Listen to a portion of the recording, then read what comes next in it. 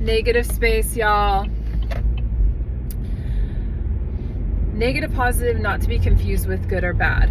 Just negative as in negate or empty space, unused space, unutilized space, space just existing, right? And so going into acknowledging negative spaces in a very neutral way, that is what I want to talk about. And so there's so many different things that we can talk about here, and it'd be a curious thing to see how we feel about or fill in the spaces of what I did not get to in this video.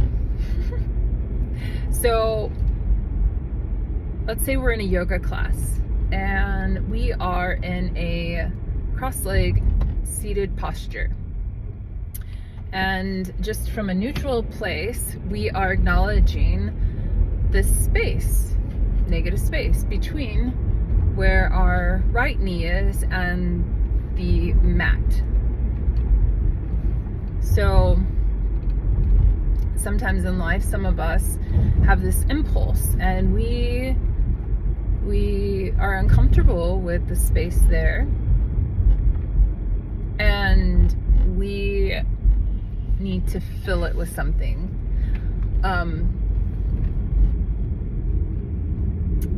But the impulse usually comes from a place of feeling as though it is bad to go into the good and bad.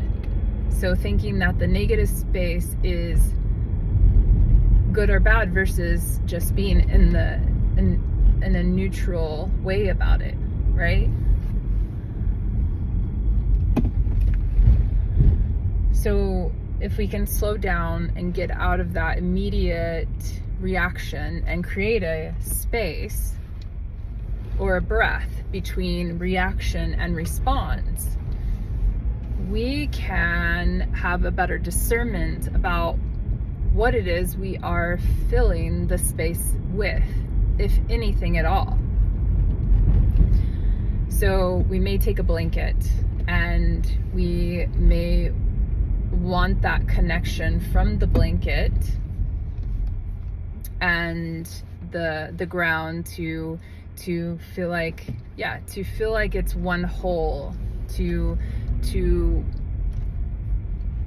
feel safe, right?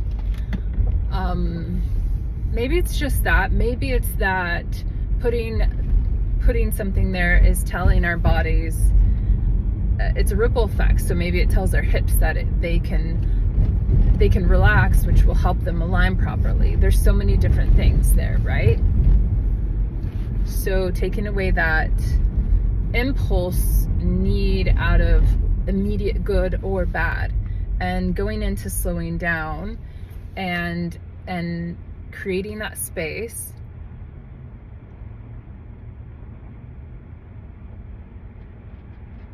so that we don't fill it with something that is ultimately going to be, or out of this